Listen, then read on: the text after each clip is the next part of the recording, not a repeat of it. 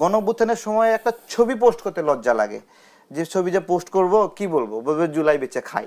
এই জুলাই বেচে খাই এই ট্যাগিংটা পর্যন্ত আসলো কেন? এটাকে আমি নষ্ট করছি? আমি কি চাঁদাবাজি করছি? আমি কি মামলা বাণিজ্য করছি? আমি একটা মামলা কারোর বিরুদ্ধে দেইনি। আমি জানি এই মামলাগুলো নিয়ে এরকম হবে। তারেক ভাই যে কথাটা বললো যে জুলাইয়ের একটা ছবি ওনার দিতে দ্বিধা লাগে, যে মানুষ মনে করবে জুলাই বিক্রি করে খাই। ধরেন অলমোস্ট 1.5 বছর হয়ে গেল, তো আমাদের এই লড়াইটা কি ছিল? একটা নতুন বাংলাদেশ, ন্যূনতম ইনসাফের একটা রাষ্ট্রই তো, এটা তো সবাই বুঝেছে যে একটা ইনসাফ ভিত্তিক রাষ্ট্র আমরা চাই। এই সরকার গঠিত হওয়ার সময় এক ধরনের সামাজিক চুক্তি ছিল যে যারা রাজনীতি করে না, কোনো দলের না, তারা এই সরকারে যাচ্ছে। এটা একটা সামাজিক চুক্তি ছিল। এবং রাজনৈতিক ব্যক্তিবর্গ যারা গণঅভ্যুত্থানে অনেক অবদান রেখেছে, তাদের রাজনৈতিক পরিচয়ের কারণে তাদেরকে এই সরকারে নেওয়া হয় নাই। এবং এই সরকারের লিস্ট করেছে কারা? হোয়াটসঅ্যাপ গ্রুপে, মেসেঞ্জার গ্রুপে, ফেসবুকে বিভিন্ন জায়গায় একটু পরপর লিস্ট প্রকাশ পেয়েছে। এই লিস্টটা কারা দিয়েছে? এই লিস্টটা আমাদের সমন্বয়ক ভাইরা দিয়েছে নাকি? সেই সমন্বয়ক ভাইরা আজকে উপদেষ্টাদের নামে অভিযোগ তুলছে, তাই তো? তাদেরই বানানো সরকার। এবং তারা আর একটা মিথ্যাচারিতা করছে, তারাই জাতীয় সরকার করতে চেয়েছিল। বরঞ্চ রাজনৈতিক প্রক্রিয়ার অনেক প্রতিনিধি এই সরকারে থাকতে চেয়েছিল, তাদেরকে বাধাগ্রস্ত করা হয়েছে যে আপনারা থাকতে পারবেন না। তো বেসিক্যালি তারা তাদের সুপ্ত রাজনৈতিক ইচ্ছার কারণে, যে তারা এই সরকার ব্যবস্থাকে ব্যবহার করে একটা রাজনৈতিক দল তৈরি করবে, যেটা এইখানে কোনো রাজনৈতিক ব্যক্তিত্ব থাকলে তাদের দল তৈরি করা বাধাগ্রস্ত হবে, তাদের উদ্দেশ্য ব্যাহত হবে, সেই কারণে তারা সেখানে নেয়নি। তো আজকে তারাই অভিযোগ করছে। আপনি রাজনৈতিক দলের প্রতিনিধিদের কথা বলছিলেন, কিন্তু এমন অভিযোগও কিন্তু শোনা যায় যে রাজনৈতিক দলের প্রেসক্রিপশনে অনেক উপদেষ্টা নিয়োগ হয়েছে। আমাদের সমাজের প্রত্যেকটা মানুষই মাইন্ডসেট ভাবে কোনো না কোনো রাজনৈতিক মতের পক্ষের এবং ফ্লোটিংও আছে। তো এই একটা রাজনৈতিক বিশ্বাস মানুষের মনের মধ্যে সুপ্ত থাকা, অপ্রকাশ্য থাকা, এই জন্য তো আপনি কাউকে স্পষ্টভাবে ট্যাগিং করতে পারবেন না। সে তো ওই দলটা করে না, ওই দলের পদে নাই, তার ছোট ছোট বিশ্বাস থাকতে পারে, সেই বিশ্বাস পরিবর্তন হতে পারে। তাহলে রাজনৈতিক দলগুলো ওই সুনির্দিষ্ট ব্যক্তির প্রতি আস্থা কেন রেখেছে?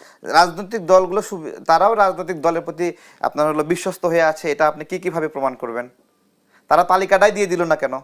আমাদের প্রশ্ন কোন জায়গায়? আপনি বলছেন যে নির্বাচনকালীন একটা সরকার হবে কিনা, বা এই ধরনের, বা এই সরকারই নির্বাচন করবে কিনা, এই কথাটাই একটা হলো মানে একটা অন্যায় ইচ্ছা বলতে উপদেষ্টাদের নির্বাচন করার ইচ্ছা জ্ঞাপন হয়েছে। তারা নির্বাচন করতে চায়, এতদিন সরকারের থেকে সুযোগ সুবিধা নিয়ে নির্বাচন করতে চায়। এই আকাঙ্ক্ষার কারণে তারা এই বয়ান তোলার চেষ্টা করতেছে যে নির্বাচনকালে একটা নতুন সরকার হবে কিনা। এটা তো অবিশ্বাস্য যে ওই নাহিদের বিকাশে 10,000 টাকা ছিল, ব্যাংক অ্যাকাউন্টে 30,000 টাকা ছিল, এই দিয়েই সে বাকি 5-6 মাস চলতেছে নাড়ায় চাড়ায়। এই 30,000 40,000 টাকা শেষ হচ্ছে না। সে রাষ্ট্রে কোনো সুযোগ সুবিধা নেয়নি, তার বাবা কোনো সুযোগ সুবিধা নেয়নি, এবং তার রাজনৈতিক তার নির্বাচন করার জন্য অর্থায়ন করার সক্ষমতা নেই। এইরকমই কি? তাহলে সেই লোকটাকে আপনি হাদি ভাইয়ের সঙ্গে কম্পিট করতে বলতেছেন, দুইজনই জুলাইয়ের সন্তান, এবং তাদের মধ্যে তো বৈষম্য করছেন। তাহলে আপনি বৈষম্য বিরোধী যে চেতনা, আমরা বৈষম্য করব না, আমরা কোটা নেব না, এই সমস্ত কিছু বইলা দেখেন। আবার কিন্তু যারা একটু চুল পাকা, বয়স্ক, বয়োজ্যেষ্ঠ সেই ব্যক্তি যদি বলে, সাক্ষাৎ সাহেব যদি বলে আমিও নির্বাচন করব, তাহলে কিন্তু আমাদের গায়ে স্যাক করে উঠবে, এই সাক্ষাৎ সাহেব কেন নির্বাচন করবে, এত বড় সাহস। তাহলে আমি ভাগটা করব কিভাবে? বয়সের ভিত্তিতে? যে 25 বছরের নিচে যদি কোনো জুলাই যোদ্ধা হয় তাহলে সে নির্বাচন করতে পারবে, আর 25 বছরের উপরে যে জুলাই যোদ্ধা, ও হলো বয়স্ক বুড়া জুলাই যোদ্ধা, সে নির্বাচন করতে চায় কিভাবে? তার এই শখ হওয়া অনৈতিক। তো এগুলো হলো সামগ্রিকভাবে আমাদের এই সরকারের। এখন কেন আসলে উপদেষ্টাদের সেফ এক্সিট নিয়ে প্রশ্ন আসছে, এবং যেমনটি এনসিপির আহ্বায়ক নাহিদ ইসলাম অভিযোগ করেছে যে উপদেষ্টাদের অনেকেই সেফ এক্সিটের কথা ভাবছেন, অনেকে নিজেদের আখির গুছিয়েছে, গণঅভ্যুত্থানের সঙ্গে বিট্রে করেছে। আবার এনসিপির আরেক নেতা সার্জিস আলম বলেছেন মৃত্যু ছাড়া কোনো সেফ এক্সিট নেই। হঠাৎ করে উপদেষ্টাদের সেফ এক্সিট নিয়ে কেন আলোচনা হচ্ছে? এর পেছনে কোনো কারণ দেখেন কি? হ্যাঁ, এটা তো একটা সহজ বিষয়। নাহিদ নিজেও তো উপদেষ্টা ছিল। ও যখন উপদেষ্টা ছিল, ও কি কাজটা করছে? আমাদের অনেক বড় একটা চাহিদা ছিল ইন্টারনেটের মেয়াদ নিয়ে, ইন্টারনেটের রেট নিয়ে। করতে পারছে? কিচ্ছু করতে পারছে? কোনো মানুষের চাহিদার বিন্দু পরিমাণ কোনো গুরুত্ব দেয়নি। এবং আমরা যেই একটা সেলফোনে 500 টাকা দিয়ে সারা মাস চলে যেত, আমাদের বাসায় ওয়াইফাই, অফিসে ওয়াইফাই, শুধুমাত্র পথের মধ্যে একটু মোবাইল ব্যবহার করি, তার জন্য 1100-1200 টাকার ইন্টারনেট ব্যয় করতে হয়।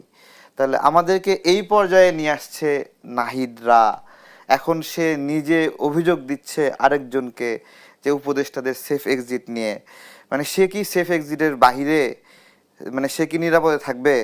এই যে সারা বাংলাদেশে জুলাই গণঅভ্যুত্থান পরবর্তীতে আমাদের সমন্বয়ক ভাইরা ছড়ায় পড়লো, আমাদের আন্দোলনের সময় এতগুলো সমন্বয়ক ছিল না, কিন্তু আন্দোলন হয়ে গেল খালি চারপাশে সমন্বয়ক সমন্বয়ক, মনে হচ্ছিল চায়না তেলা পোকা।